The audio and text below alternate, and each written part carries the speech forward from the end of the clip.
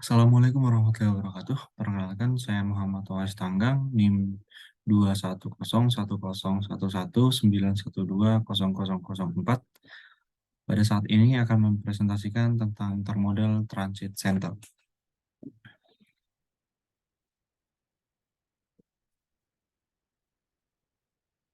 City of Hercules Intermodal Transit Center. Pemerintah Kota Hercules, California City, mengusulkan untuk membangun Intermodal Transit Center, perbaikan rel dan jalan raya dan fasilitas tambahan di lokasi yang berdekatan dengan Teluk San Pablo di Contra Costa Country.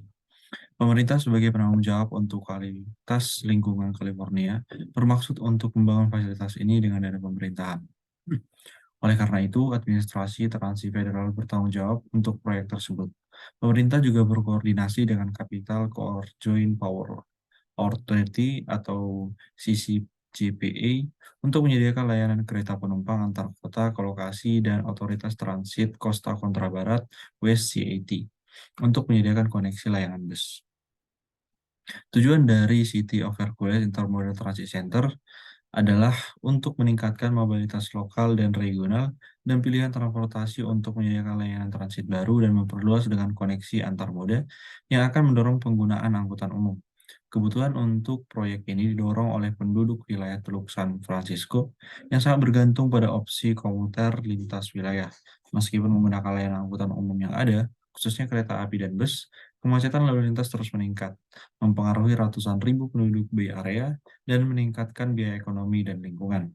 Tingkat keparahan kemacetan akan meningkatkan di masa depan seiring dengan meningkatnya populasi dan lapangan kerja di wilayah Teluk San Francisco. Berikut adalah lokasi berada di Hercules City, dilaksanakan pada tanggal 30 Maret sampai 2 April 2010 dan merupakan proyek tahap 1 untuk pusat transit ini. Kemudian dilakukan studi value engineering. Ketua tim value engineering menyatakan model biaya dari perkiraan biaya dasar yang diberikan oleh tim proyek. Model disusun untuk mengidentifikasi elemen konstruksi utama. Model biaya dengan jelas menunjukkan pemicu biaya untuk proyek dan digunakan untuk memandu value engineering tim selama studi value engineering. Kesimpulan berikut dicatat oleh tim value engineering. Yang pertama, stasiun kereta menyumbang 32,3% dari total proyek. Kedua, dinding penahan adalah 26,6% dari total proyek. Yang ketiga, menyelaraskan kembali kereta api adalah lebih dari 8% dari proyek. Yang terakhir, relokasi saluran gas dan utilitas serat optik mencapai hampir 8% dari total proyek. Untuk analisis proyek sebagai berikut. Yang pertama, cost model. Ketua tim value engineering menyiapkan model biaya dari estimasi biaya dasar yang disediakan oleh tim proyek. Model disusun untuk mengidentifikasi elemen konstruksi utama atau kategori perdagangan, perkiraan biaya perancang, dan persen dari total biaya proyek untuk item biaya signifikan. Kesimpulan berikut dicatat oleh tim value engineering mengenai biaya proyek. Yang pertama, stasiun kereta menyumbang 32,3%. Yang kedua, dinding penahan 26,6% dari total proyek penyejajaran rel kereta api lebih dari 8% dari proyek. Ketiga, relokasi saluran gas dan utilitas serat optik hampir mencapai 8% dari total proyek.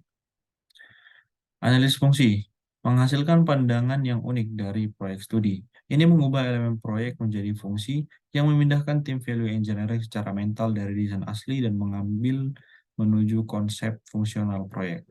Fungsi didefinisikan dalam pernyataan kata kerja, kata benda untuk mengurangi kebutuhan proyek ke tingkat yang paling mendasar. Mengidentifikasi fungsi dari elemen desain utama proyek memungkinkan pertimbangan yang lebih luas tentang cara-cara alternatif untuk menyelesaikan fungsi-fungsi. Fast diagram. Fast diagram mengatur fungsi-fungsi dalam urutan logis sehingga ketika membaca dari kiri ke kanan, fungsi menjawab pertanyaan bagaimana. Jika diagram dibaca dari kanan ke kiri, fungsi menjawab pertanyaan mengapa. Fungsi yang terhubung dengan garis vertikal adalah yang terjadi pada saat yang sama dengan atau disebabkan oleh berfungsi dari atas kolom. Diagram fast untuk proyek ini memperlihatkan move people sebagai fungsi dasar dari proyek ini. Fungsi sekunder utama meliputi akses trains, akses transit, provide connectivity with people, and give shelter. Ini memberi tim value engineering pemahaman tentang alasan desain, proyek, dan fungsi yang mana menawarkan peluang terbaik untuk peningkatan biaya atau kinerja. Untuk rincian dari rekomendasi, yang pertama penataan kembali jalur kereta api. Konsep aslinya adalah dibangun jalur ganda, SUFLY, lalu lintas kereta bergeser ke SUFLY, dan kemudian membangun jembatan kereta api baru di bawah jalur utama MT1 dan MT2 yang ada. Konsep rekomendasi adalah agar Union Pacific Railroad atau UPRR membangun jembatan baru di bawah lalu lintas. Keuntungannya, menghilangkan trek SUFLY serta menghilangkan pergeseran satu SUFLY 5 kaki ke final penyelarasan. Kekurangannya, mengharuskan UPRR untuk setuju membangun jembatan kereta api dengan kekuatan sendiri serta potensi kendala jadwal. Untuk biayanya, rekomendasinya 5,78 juta US dollar dan biaya penghematannya adalah 0,5 juta US dollar. Untuk rekomendasi kedua, Fieldways. Konsep aslinya, file untuk mendukung dinding penahan cantilever di sepanjang area proyek Bayfront. Konsep rekomendasinya perbaikan tanah dengan MSI atau dinding blok segmental. Keuntungannya mudah dalam konstruksi serta menghilangkan pile. Kekurangannya potensi gangguan atau konflik dengan relokasi pipa serta memerlukan koordinasi kuat dengan utilitas. Biayanya, biaya asli 11,57 juta dolar, rekomendasinya 3,28 juta dolar, dan penghematannya adalah 10,03 juta dolar. Rekomendasi ketiga adalah dinding pendek sepanjang Promet. Konsep aslinya, lebar Promet antara tempat transit untuk mengakomodasi pemuatan atau pembongkaran lalu lintas B-Trail dan pejalan kaki yang berkelok-kelok. Konsep rekomendasi mengurangi lebar dengan memiliki bagian atas perubahan tingkat menjadi kemiringan atau dengan memiliki nilai perbedaan antara berjalan dengan ABRP Trail dengan kemiringan rata-rata. Keuntungannya adalah menyederhanakan dinding, menambah peluang untuk lebih banyak tumbuh-tumbuhan, serta memisahkan jalur dari Promet. Kekurangannya, mengurangi lebar Promet, membuat ruang berkumpul menjadi longgar. Untuk biaya penghematannya adalah sebesar 0,04 juta dolar. Rekomendasi keempat, center platform. Konsep asli, platform atau peron tersusun dari slab beton tuang atau cor dengan lebar 35 inch dan ketebalan 10 inch. Didukung pada beton dengan lebar 2-6 inch dengan balok kelas grade beam ke dalam 1-8 inch. Konsep rekomendasinya adalah menggunakan beton tuang pasca tegang 10 inch atau beton precast dengan topping tambahan pada 2 balok kelas grade beams. Keuntungannya, konstruksi lebih cepat serta mengurangi paparan para pekerja untuk menghidupkan lalu lintas kereta. Kekurangannya adalah memungkinkan terjadinya penurunan setiap waktu. Untuk biaya aslinya 1,37 juta dolar, rekomendasinya 0,87 juta dolar, dan dilakukan penghematan sebesar 0,6 juta dolar. Rekomendasi kelima adalah perbaikan pagar pembatas pejalan kaki. Konsep aslinya adalah guardrail trail setinggi 42 inch dan setengah panel kaca parameter ke dalam 1,5 kali setengah galva tiang atau bingkai batang baja, cat tematik dengan pegangan tabung stainless steel. Konsep rekomendasi opsi A, ganti pagar pembatas kaca dengan pagar pembatas kabel baja dengan tinggi 42 inch, dan opsi B-nya adalah di tanjakan tepi luar pelebaran tanjakan untuk menghilangkan celah antara tanjakan tepi dan struktur.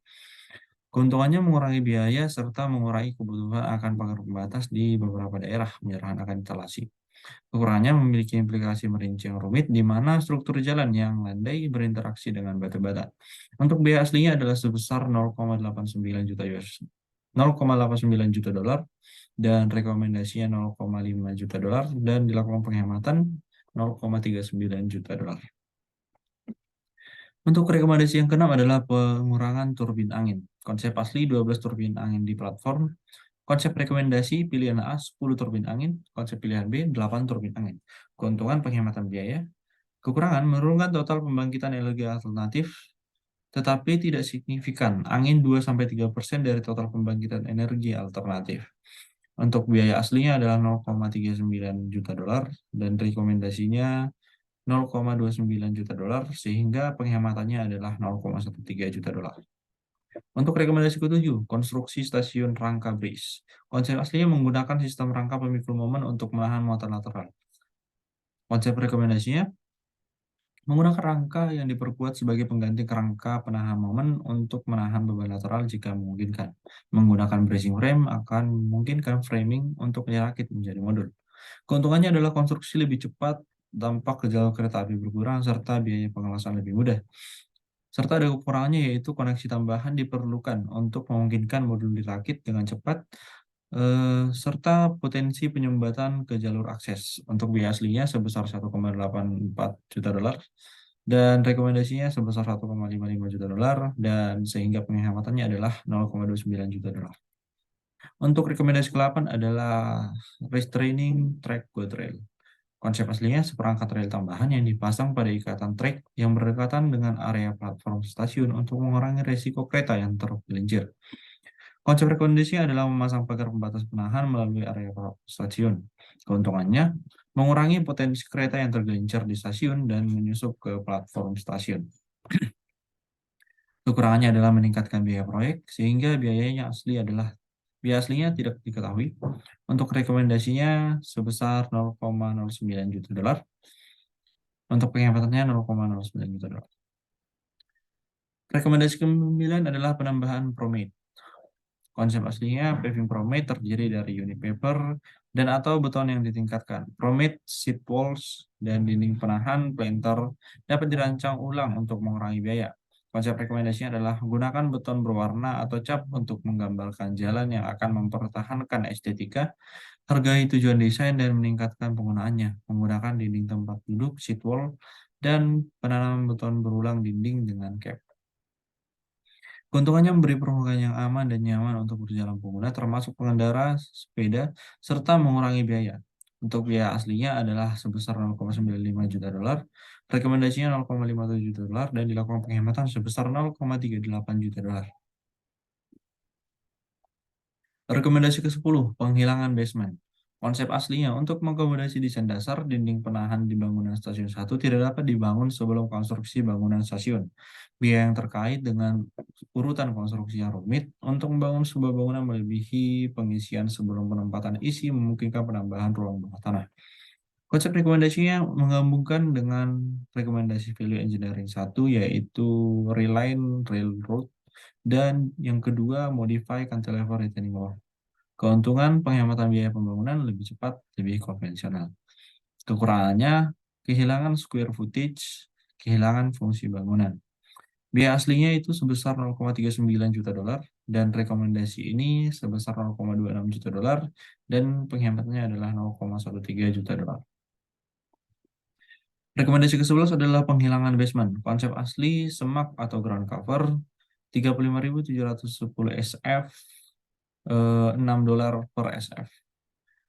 Kemudian mulsa organik sebanyak 197 CY dengan harga 100 dolar per CY. Konsep rekomendasi semak atau ground cover 35.710 SF dengan 3 dolar per SF dan mulsa organik 197 CY dengan 45 dolar per CY. Keuntungannya menyesuaikan harga dan menggunakan tanaman asli. Biaya asli sebesar 0,23 juta dolar dan rekomendasinya 0,12 juta dolar.